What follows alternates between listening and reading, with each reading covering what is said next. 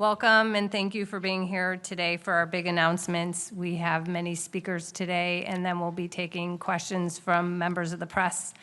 It is my pleasure to welcome to the podium HHS Secretary Robert F. Kennedy Jr.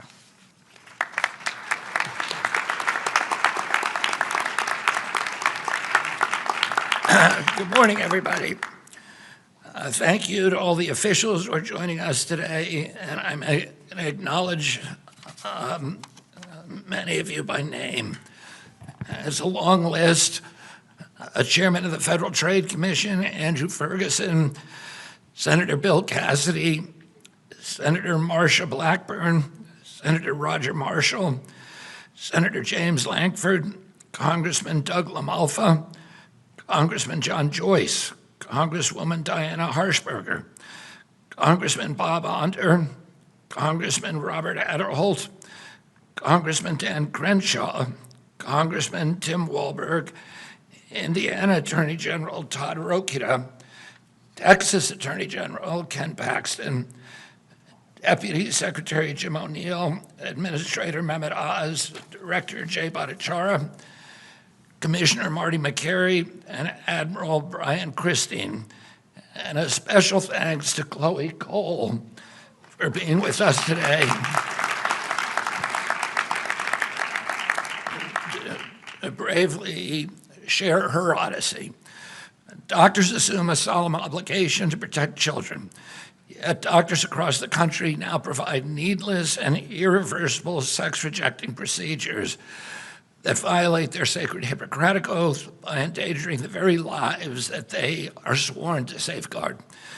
The American Medical Association, the American Academy of Pediatrics, peddled the lie that chemical and surgical sex-rejecting procedures could be good for children who suffer from gender dysphoria. They betrayed the estimated 300,000 American youth ages 13 to 17, conditioned to believe that sex can be changed. They betrayed their Hippocratic oath to do no harm. So-called gender-affirming care has inflicted lasting physical and psychological damage on vulnerable young people. This is not medicine, it is malpractice. We're done with junk science driven by ideological pursuits, not the well-being of children.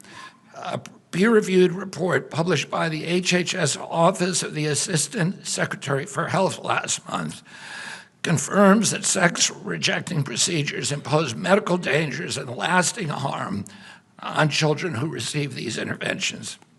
So today we are taking 6 decisive actions, guided by gold standard science and the week 1 executive order from President Trump to protect children from chemical and surgical mutilation. This morning I signed a declaration: sex-rejecting procedures are neither safe nor effective treatment for children with gender dysphoria.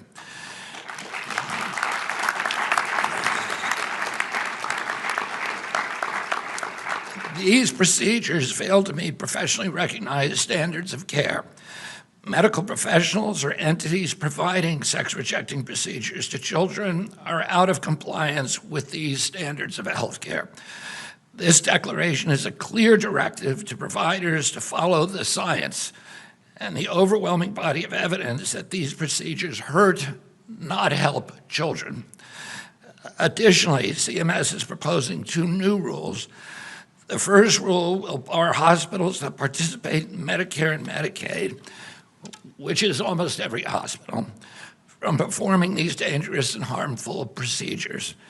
The second rule prohibits the federal Medicaid dollars from funding the sex-rejecting procedures on minors. The FDA is issuing warning letters to 12 manufacturers of breast binders, which are medical devices used for purposes such as assistance in recovery from cancer-related mastectomies.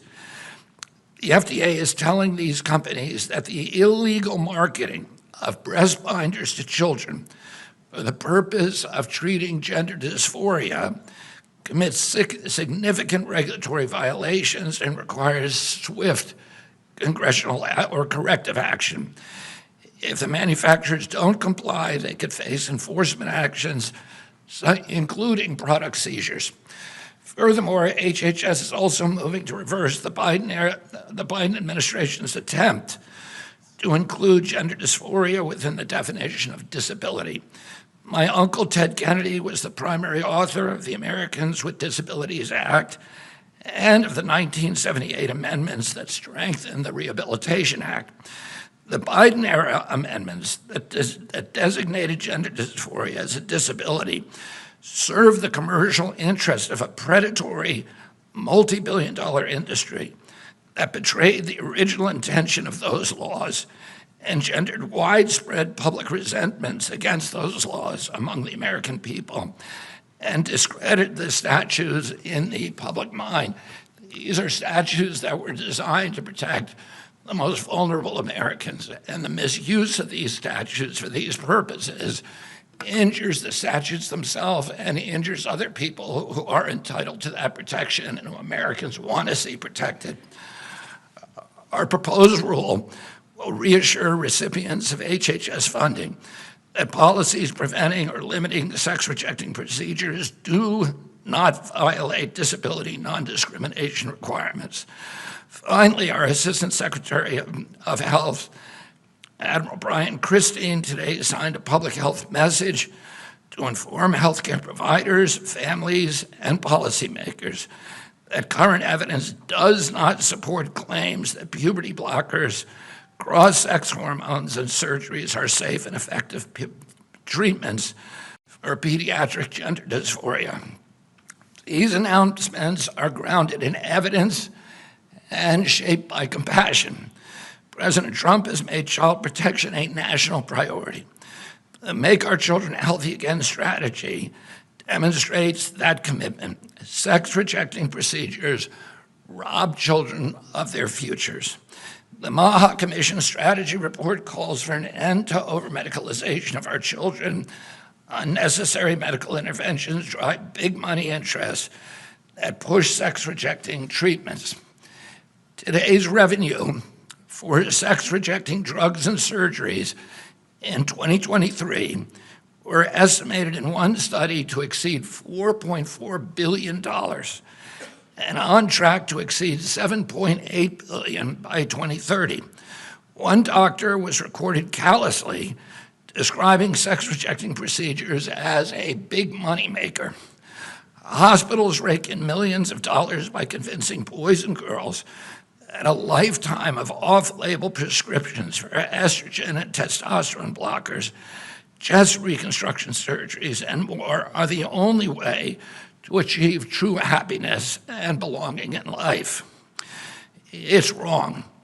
The Trump administration will not stand by while ideology, misinformation, and propaganda push vulnerable young people into decisions they cannot fully understand and that they can never reverse. On my watch, HHS will stand for radical transparency and informed consent. We follow the evidence, we employ gold standard science, we honor the moral obligation to do no harm. There is divine worth in every person, and it shines most brightly in our children. That worth commands us to protect them.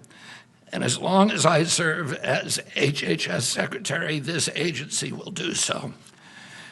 Thank you all very, very much.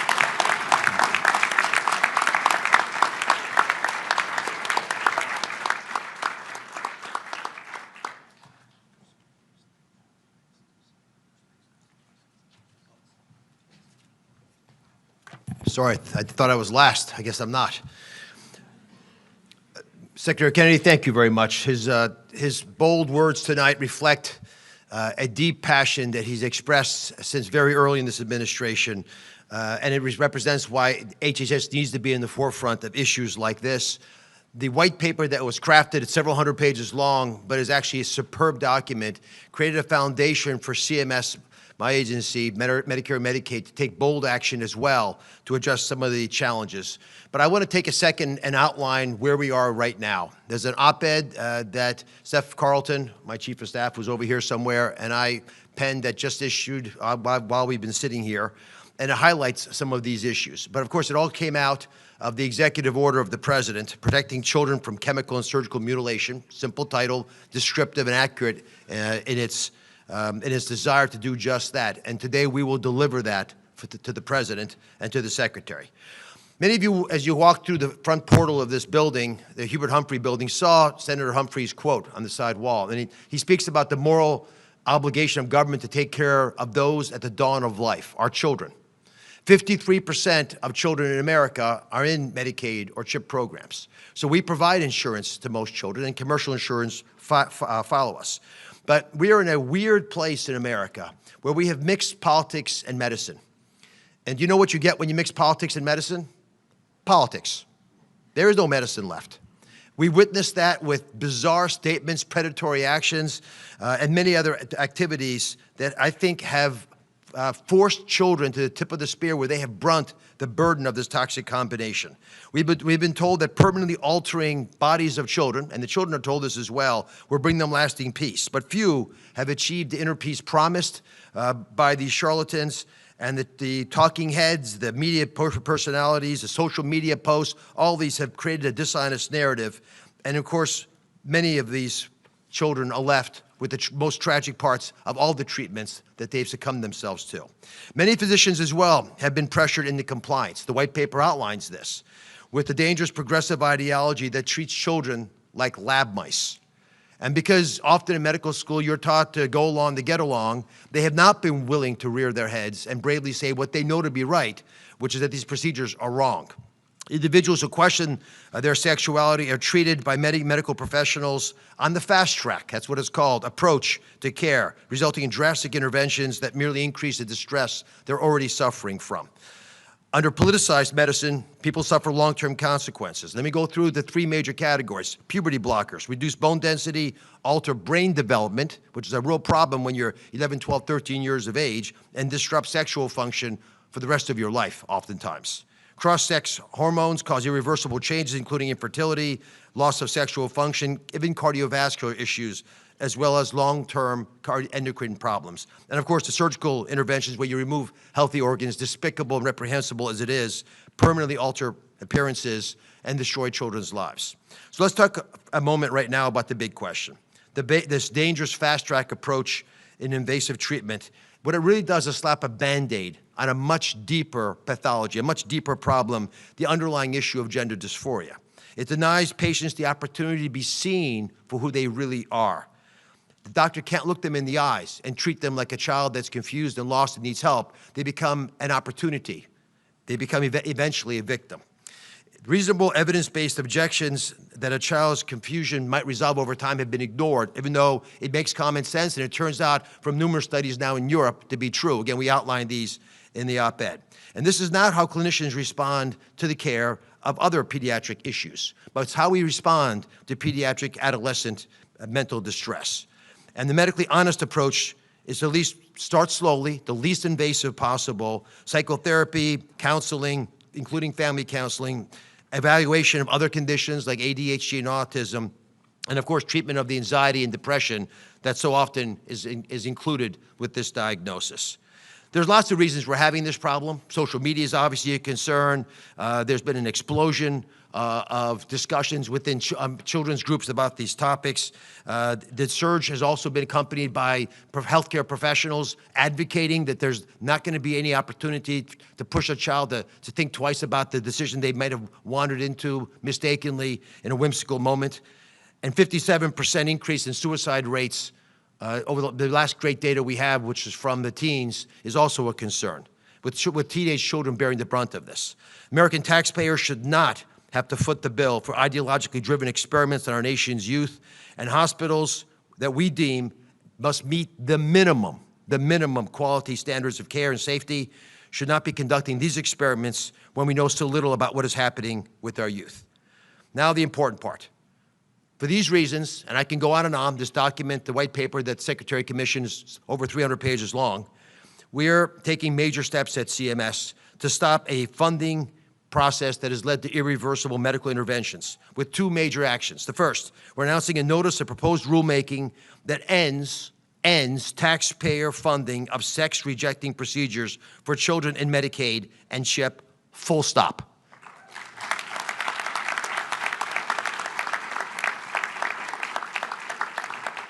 We don't provide health care to every child, but at 53%, we've got most, and we're not going to let taxpayer money go to hurt these children, and those children will no longer be hurt by this ideology. We know that inflicting these procedures on young people costs them and the Medicaid system countless dollars, not just in medical bills, but also all kinds of downstream issues, while providers reap the rewards. Too many providers inappropriately profit from carrying out these destructive procedures, and I'm just going to go through this grotesque laundry list of prices just so you're on the same page with what Secretary Kennedy started teasing at. According to a 2022 JAMA data, so it's very recent, the typical vaginoplasty, a procedure a child does not need, costs $60,000. Shockingly, a phalloplasty, the creation of a penis, costs, on average, in America, according to this data, high quality, $150,000 per child. I do believe, with doing some work, that these prices have continued to increase with increasing manufactured demand. And I must point out that the creation of a vagina, in that case of a phalloplasty, or a scrotoplasty where you add testicles, that's extra. This is a pathology that has afflicted the medical profession. It is shameful that clinicians have profiteered off this. I do not understand how it could possibly have been tolerated by the leadership of these institutions, but it will no longer be funded. And I can tell you, if they're so diehard desirous of helping children and they don't get paid, the question is, will they do these procedures? And I think we know the answer. The second big thing, that's $250 million over the next decade of savings to the taxpayer, but that's irrelevant to this issue compared to the harm to the next generation, to our future, because kids are always our future. Second, to reinforce the need to protect our children, we are announcing that certified Medicare and Medicaid hospitals, pretty much everyone in the hospital in the country, will no longer be permitted to perform certain sex-rejecting procedures on children. Any hospital that does offer sex-rejecting procedures to vulnerable populations of pediatric-age kids will no longer be able to participate in the Medicare and Medicaid program.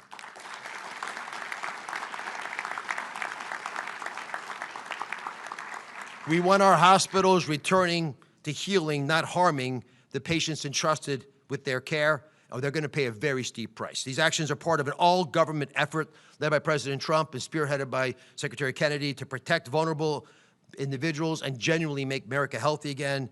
This is not just smart, science-based health policy. It is our moral duty, as Senator Humphrey mentioned 50 years ago. I'm passionate about this issue. My whole team is passionate about this issue. Secretary Kennedy, God bless you for pushing forward on this.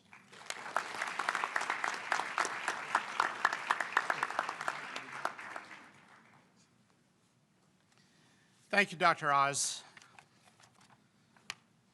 One of the most barbaric features of a society is the genital mutilation of its children.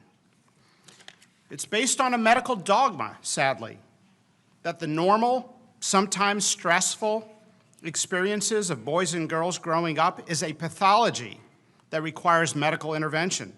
Parents are told if they don't agree to these disfiguring and permanently sterilizing procedures, they're putting their child at increased risk of suicide, a baseless claim that has never been supported with good data.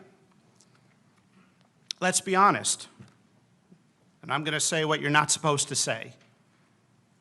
Pushing transgender ideology in children is predatory, it's wrong, and it needs to stop.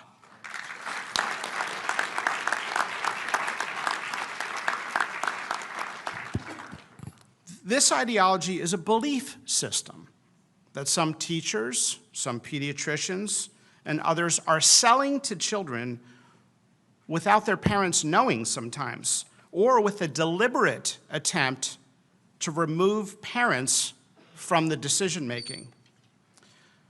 Puberty can be stressful, and for all of history, being a kid and interacting with kids from the opposite gender can be awkward, even confusing at times. But to see now a society putting kids on a path of chest binders, drugs, castration, mastectomies, and other procedures is a path that now many kids regret. And Chloe, I've got to say, your testimony in front of the Hill was one of the best descriptions I've heard on this issue ever. Maybe one of the best descriptions I've heard of any topic ever presented in front of Congress, and it's an honor to be here with you.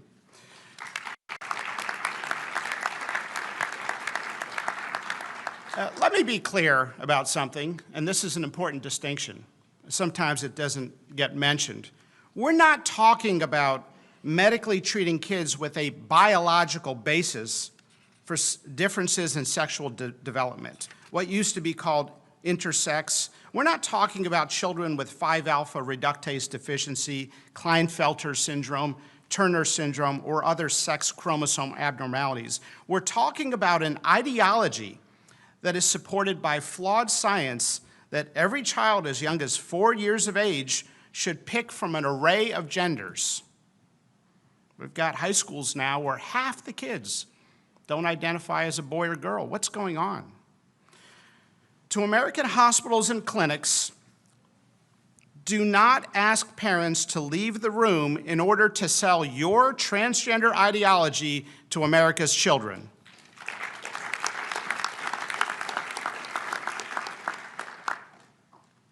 How is it that a child cannot get an ibuprofen without their parents' consent at school? Yet states like California are arguing that children should be able to make irreversible choices without their parents' knowledge. The UK actually did a comprehensive review in the Cass Commission of the medical literature and found there's no role for puberty blockers in many of these interventions. We as doctors have a duty to speak up, and that's why we're here, against this cruel practice. It's been hard to speak honestly on this topic. Many in academia who have challenged the dogma have been railroaded, dismissed, fired, or labeled in a form of modern-day McCarthyism. Just ask the former Brown University professor Lisa Lippman, whose research suggested that transgenderism was a socially contagious condition. Brown University persecuted her and did not renew her contract. And this is the story of many academics that are trying to speak common sense to this insanity.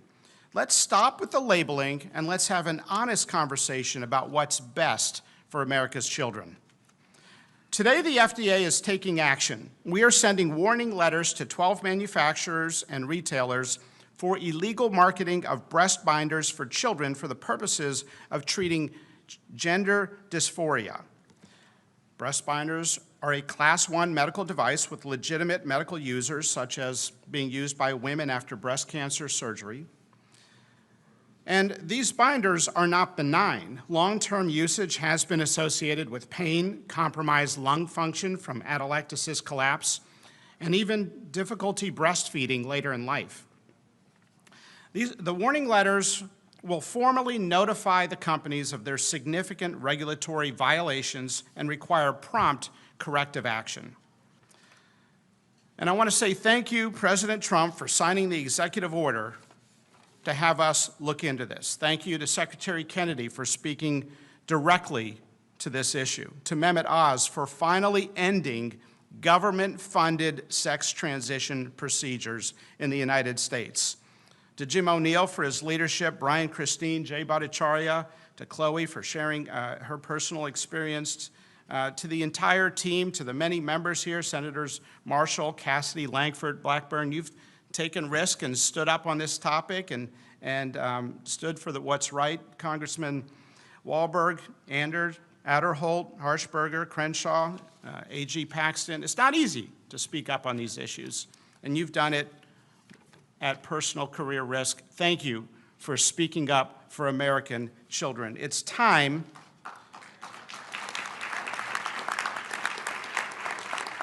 I can't tell you the number of people that said, don't talk about this issue publicly. You talk about everything else in medicine, but do not ever talk about this on TV or in any public forum. You've probably gotten the same advice.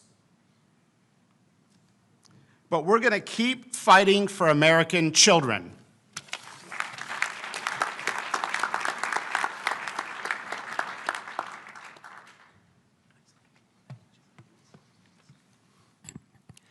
Good morning.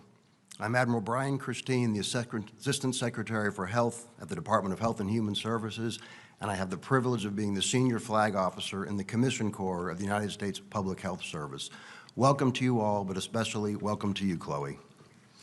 Today, we are taking decisive action to protect America's children from chemical and surgical mutilation and to restore evidence-based medicine and gold standard science to the forefront of federal health policy. What we found in our gender dysphoria review was truly alarming.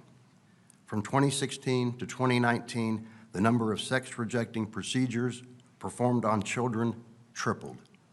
And despite the mounting evidence of harm and the reversals by European countries, the previous administration and my predecessor were driven by a warped ideology and a radical political agenda. And that is why I am signing this public health message today, to ensure that healthcare providers understand their responsibility to put children's health and safety first. As medical professionals, we have an ethical obligation to provide excellent care to our patients informed by the best evidence we have. And as such, we should refuse interventions that pose risks of unnecessary harm because our first mission is to do no harm. For the safety of our children, medical professionals should refuse to provide puberty blockers, cross-sex hormones, and surgical interventions. Instead, we must prioritize comprehensive psychosocial assessment and support. We must address co-occurring mental health conditions, and we must provide compassionate, developmentally appropriate counseling. And finally, we must educate young families about the incredibly weak evidence for these medical interventions. And let me be clear about this. This is not about politics. It is about science. It is about safety. It is about radical transparency. It is about trust. Our mission is to ensure that every American child receives medical care that is evidence-based, that is ethical, and worthy of the public's confidence. For America to be healthy and great again, we need strong, healthy boys and girls who will have the chance to know the joy of coming together as one and starting their own family one day. And if they are subjected to these vile, sex-rejecting procedures, that cannot happen.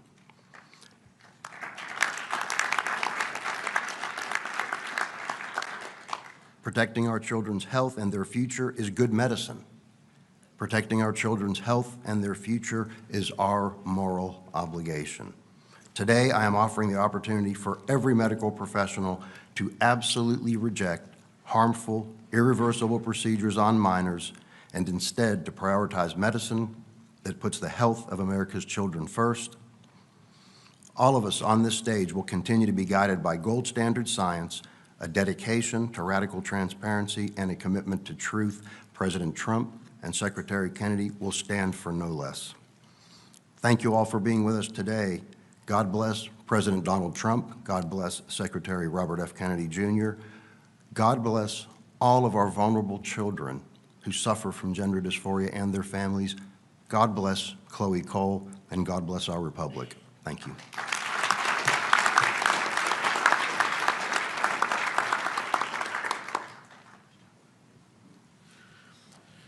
I'm Dr. Jay Bhattacharya, the Director of the National Institute of Health. I was thinking about how we got to this moment today, and I was thinking about the power of science. And normally, we at the NIH, and I should say, as in myself in my own capacity in my career, I've always admired the power of science to do good for the world, to help us understand how the world works, to develop cures and treatments. But today is not a day to just talk about that, because we've also seen in this sorry episode that will go down as a dark episode in medical history of how the power of enthrallment to a false science can damage and harm lives. The hijacking of scientific institutions, the hijacking of scientific journals for the purpose of essentially enforcing groupthink is tremendously powerful. We saw this during the pandemic, and we've seen this in this episode today, that the idea about whether you need to have extraordinary interventions to halt the puberty of a child in order to prevent them from committing suicide. That's a scientific question, right? It's more questions, lots of types of questions, but it is at heart a scientific question. Is it true? Is it true that if you don't accede to the desires of a 10-year-old, 11-year-old child who thinks they're the other gender, and allow the doctors to do extraordinary measures, that they're going to kill themselves? The idea behind all these procedures was a false idea propagated first by science, by scientists, essentially asserting that the evidence that the answer to that question, yes, if you don't let your child transition, they're more likely to commit suicide, that the answer to that question is yes, when in fact there was never any solid scientific evidence for that question. The 300-plus page HHS report, the report that was done in the UK, the CAS report, the Scandinavian reports, all those came and looked at the scientific evidence, and they all came to the same conclusion, that the scientific evidence that the answer to that question is yes is incredibly weak. And so the question is, why did it take so long? Why did it take so long, and how did the first idea come in the heads of people to assert falsely that there was strong scientific evidence to say that you must transition your kid or else they're going to commit suicide? I mean, those are haunting questions for me as the director of the National Institute of Health, because the key idea in science is that when there are extraordinary claims made, you have to question them. Even when you have ideas that are well established, you have to question them. And yet what happened was that there was essentially a groupthink that prevented excellent scientists from speaking up when they should have. The extraordinary courage of the authors of the HHS report, I don't know if you're all here in the room today, is stunning to me, because they stuck their heads up. The extraordinary courage of Chloe Cole, sticking her head up when it was almost impossible to do so. Why was it so impossible? Because the power of science to enthrall minds is almost unmatched in our society. So what do we need to do? First, don't ever let, if you're a parent, don't ever let a doctor tell you, essentially blackmail you into thinking that you must accede to a transition for your child, because if you don't, the child will kill themselves. There's no warrant for that. The scientific evidence does not support that, and we should never, and I'm proud to be part of an administration that is putting an end to that practice.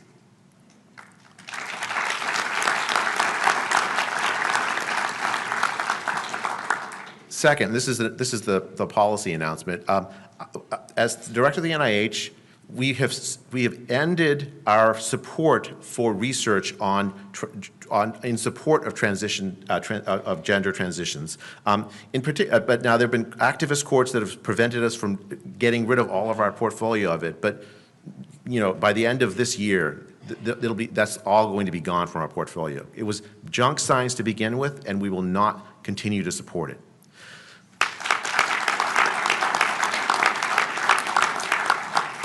Let me tell you an anecdote about this. There was a researcher that the NIH funded that did a study of whether, to answer the question, was it more likely that a child who didn't transition would commit suicide?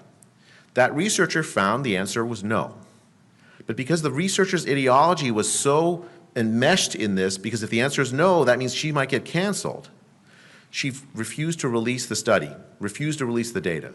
And we at the NIH have got the data from this researcher and made it available for other researchers to do replication studies and work on. I'll tell you, I think to me that is an absolute violation of what it means to be a scientist. When I find data that disagrees with my priors, my ideas about the way the world works, I change my mind. Actually, the easiest way to always be right, when you're wrong, you just change your mind. It's very simple. That's the beautiful thing about science. So I made the announcement already about no longer funding this, but the second announcement, and this is really, really important to me. There are thousands of kids that have undergone this transition, and many of whom regret having undergone this transition. There are thousands of kids that are in mental distress because they've been through this, families torn apart.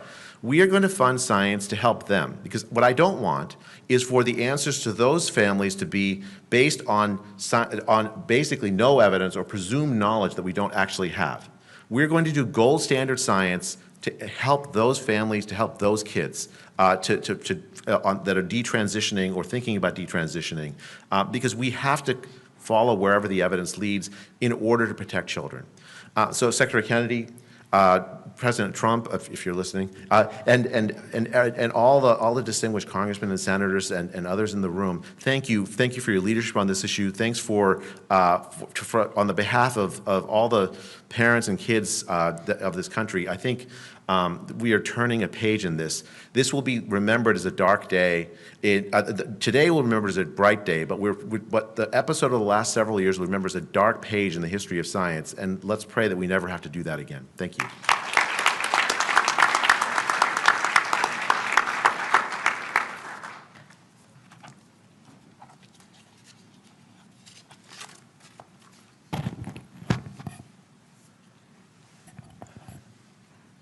Men are men. Men can never become women. Women are women. Women can never become men.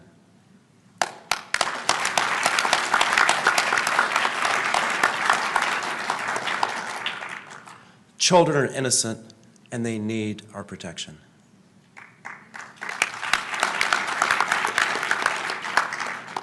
It takes organized efforts to deny these fundamental truths. Sadly, we've seen such efforts succeed from time to time. The denial of fundamental truths can destroy nations from within. At the root of the evils we face, such as the blurring of the lines between sexes and radical social agendas, is a hatred for nature as God designed it, and for life as it was meant to be lived. This ideology does not just deny biology, it declares war against it. As part of the Biden administration's war on nature, this department perverted the Rehabilitation Act of 1973. They pretended that gender dysphoria was a disability to force healthcare providers and programs to mutilate minors. Without the reforms Secretary Kennedy made today, more children would be coerced into life-altering interventions that many will deeply regret. Thankfully, President Trump and Secretary Kennedy are stopping this madness and stopping the war. Through the leadership of Paula Stannard and the Office for Civil Rights, our proposed rule would revise Section 504 of the Rehabilitation Act to exclude gender dysphoria not resulting from physical impairments. We are reassuring recipients of HHS funding that policies preventing or limiting sex-rejecting procedures do not violate Section 504's disability non-discrimination requirements. Previous speakers have discussed treatment for pediatric gender dysphoria, review of evidence and best practices, our rigorous study of the medical dangers posed to children from attempts to change their sex. Everyone should read this study. Chloe, thank you for your relentless advocacy to protect children from harm. Body dysmorphia and gender dysmorphia and alienation and social contagion cause a lot of children to suffer. As Jay and Brian said, we are working on approaches and solutions. Today, we are drawing a line to stop these problems from becoming worse. Compassion compels us to do so. Thank you.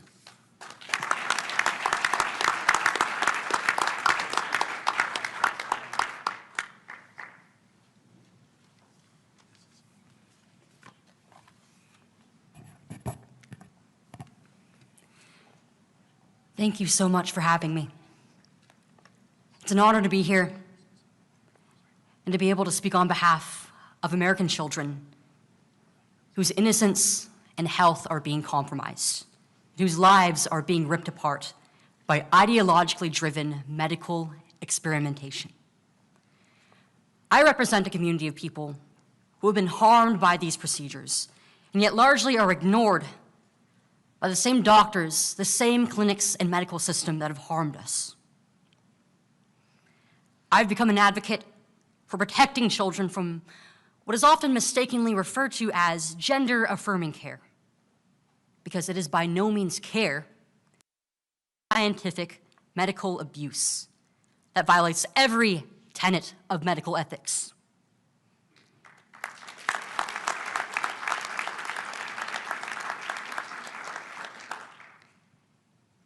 This ideology is festering at an unimaginable scale within our hospital systems, our culture, our communities, and to many within our own families.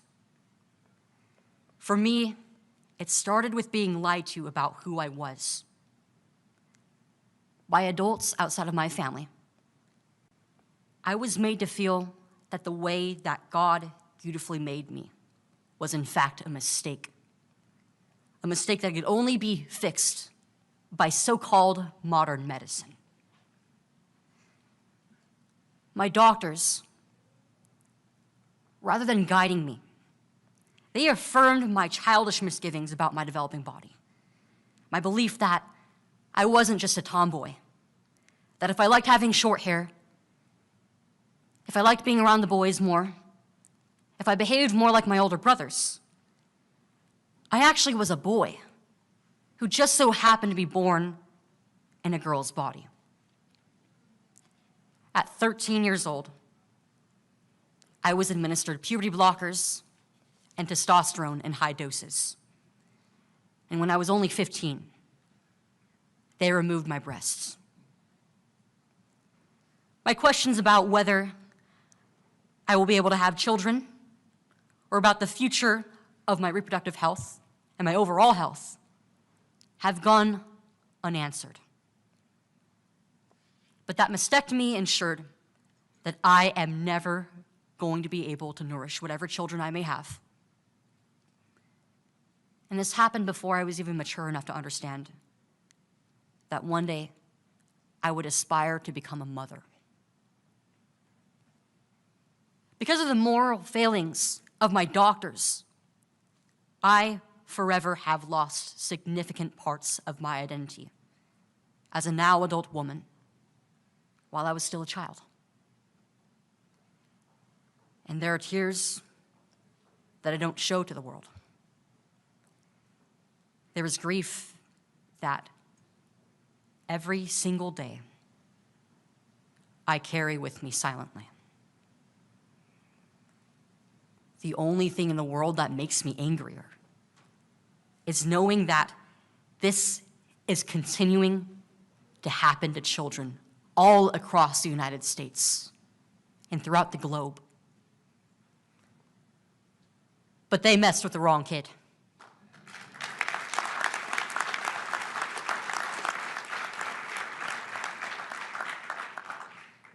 At 16 years old, I rejected the lies that I was sold.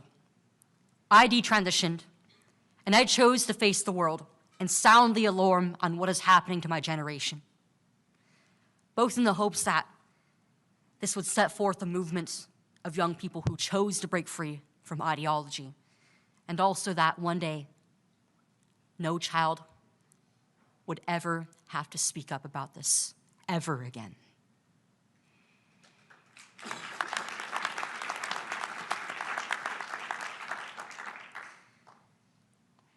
And what this movement has achieved in such a small amount of time is far greater than I have ever dreamed of.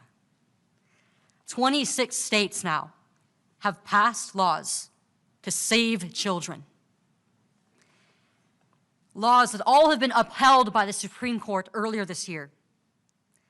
President Trump has signed countless executive orders to fight for biological reality, to fight for the protection of our kids. My own lawsuit filed by Center for American Liberty is finally moving forward. And of course, the Department of Health and Human Services has been a decisive part in our wins this first year of Trump's second term. With the release of the peer-reviewed gender dysphoria report, it has become official U.S. policy that these treatments in children are questionable at best, life-shattering at worst. And this industry needs to be challenged and taken down for the sake of future generations.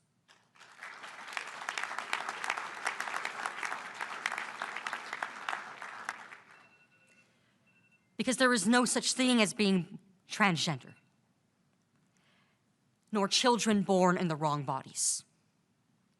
Every boy and every girl deserves to be loved the way that they were beautifully created in their mother's womb. And to the young people out there who are struggling with this mental illness, I want you to know that there is a better way out. And it's not too late to accept the beautiful way that God has created you.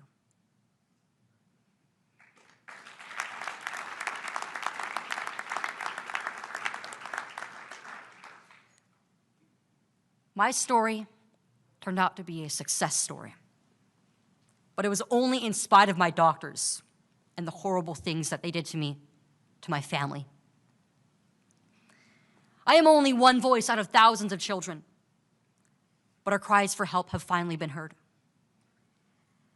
And the Trump administration and the HHS and Secretary Kennedy have done an incredible job this year, ensuring that this abuse is going to cease one day.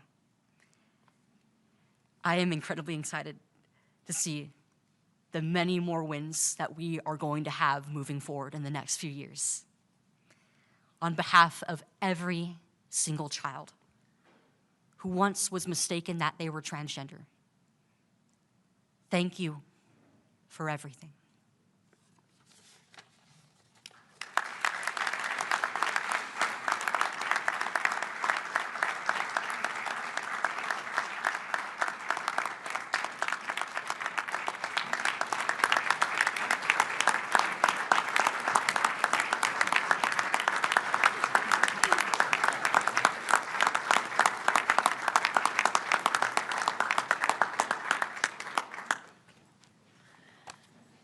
Thank you, everyone. Thank you for all the comments today. We're now going to take questions from the press. Please keep your question to the reason we're here today. Also, if you can clearly state your name and your outlet, and if all the speakers want to stand up and be ready to answer questions, and then who you'd like to ask your question to. Sarah? Hi, Sarah Overmall from CNN. I first wanted to ask just if you have a sense in Medicare and Medicaid how much gender identity care was being funded or paid for, but also all of you mentioned in some capacity mental health care resources. So does this go with more support for mental health care and well-being in children? Our estimate, we know in 2023 there's $30 million spent. Our estimate is over 10 years, it would have been $250 million at least. We have mental health care services available. Our challenge, as you know, is enough practitioners in mental health care who can deal with these issues. Jay Bhattacharya's important work at the NIH is going to help us address what we should have always been searching for, which is the underlying emotional issues driving a lot of these behavioral changes and better ways of treating them. And I'm confident that with the money that we save, we have plenty of resources, but we had them anyway to deal with this problem the right way. Putting a Band-Aid on this problem using aggressive surgery and chemical approaches was never wise.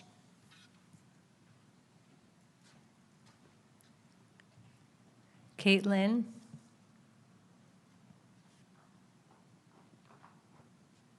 Hi, this is Caitlin Richardson with the Daily Caller News Foundation. My question is, do you think that we need medical billing codes for detransitioners or those who face adverse reactions from sex change procedures? Looking at the billing code situation, there's probably codes we could use already, but we will fix the codes if we can fix the kids. We're not going to regulations and money get in the way of helping these children. For the same reason, we don't want to allow any of those resources to be used in a perverted way to harm children. These kids, and we've all spoken to this, their prefrontal cortexes are not yet mature scientifically. So condemning them to decisions that they make whimsically at those ages, no parent would allow to have happened. And I believe these procedures will fall in the deepest abyss of dark periods of American history like prefrontal lobotomies represent today. They should be a prehistoric relic that brings shame upon the profession.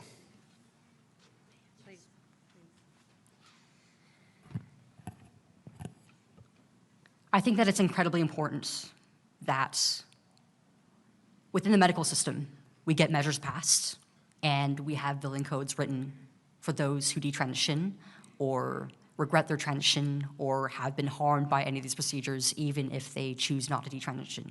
Because to speak to my own experience as somebody who has gone through the system, the suffering doesn't end the moment that you detransition. These procedures are not reversible in any way. We don't know how they are going to affect the human body in the long term. But I myself and every other detransitioner I know has so many different medical concerns. They're not being addressed because our own doctors don't have any standards of care to refer to. They don't know what to do with us. It's been 5 years since I've had my mastectomy, over 4 years since I've detransitioned, and not a single doctor who I have been to has been able to help me with any of my concerns. Oftentimes when I go to a doctor and I tell them about my medical history, they just try to refer me back to the same gender clinic system where I got hurt in the first place. This needs to change. Right now, there is no infrastructure that is prepared for the thousands of patients who regret this and have been harmed and will continue to be harmed until this is stopped. It doesn't just stop at protecting children and preventing what happened to me. We need to address what happens to those who have already been through this.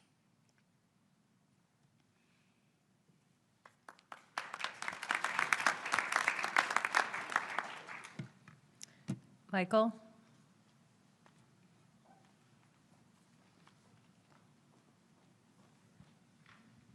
Hi, Mike Emanuel from Fox. Mr. Secretary, I have no doubt taxpayers and many parents are relieved by what you are doing.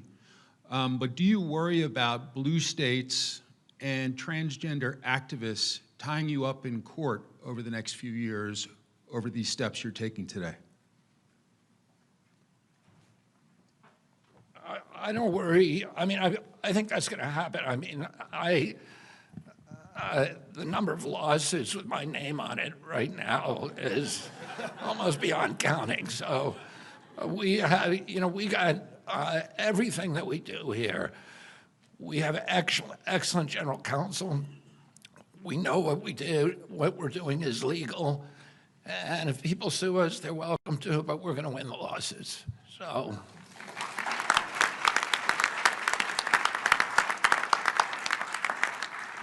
Jonathan Brown. Hi, Jonathan with the Christian Post. What effects do you believe that these standards will have throughout the world in places where they're also struggling with these issues? So this department, under President Trump's previous term, launched the Geneva Consensus Declaration, which is a multilateral organization of many other member states that support each other on this issue as well as other social issues. I just had the honor of speaking at the annual meeting of the Geneva Consensus Declaration about 6 weeks ago, and there was a lot of support. As you heard, there's been a lot of reference to scientific studies in other countries here. I think the report we've all talked about today that was published here will be read around the world and translated. So there is a lot of cooperation between many nations. That's right there.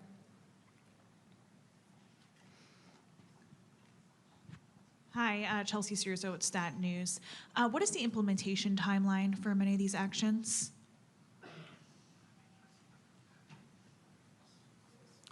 The notice of proposed rulemaking generally is a 60 to 90-day period of comment, and following which we will evaluate all the answers, and thoughts, and recommendations we hear and issue our final ruling. For the OCR rule, changing the definition of disability to exclude gender dysphoria has a 30-day comment period, and then we will finalize it. Great, and our last question right there. Thank you. Arthur Jones II, ABC News. Secretary Kennedy, you made a statement that said these procedures rob children of their futures. How much input did you get from parents and schools and those that are closest to the child? We've had, throughout President Trump's campaign, we were approached by thousands and thousands of people, parents and kids, like people like Chloe, and so we heard a lot from the public. I think the most profound impact on the decisions we have today were taken after we reviewed the science, and we have a 300-page report. I urge you to read it. I don't think anybody can read that science without saying we made a huge mistake here. And this is a disgrace to the medical profession. It's a disgrace to the medical establishment that they let this go on for so long based upon so little positive data and overwhelming data against these procedures. Thank you so much for being here.